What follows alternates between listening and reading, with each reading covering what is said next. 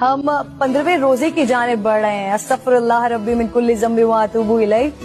آج جس نسبت کے ساتھ، جس خوبصورت دن کے ساتھ آج ہم یہاں پر بیٹھے ہوئے ہیں، اس دعا کے ساتھ کہ اللہ رب العزت ان کے صدقے میں ہماری مغفرت فرمائے، ان کے نام لیواؤں میں سے ہمیں بنائے.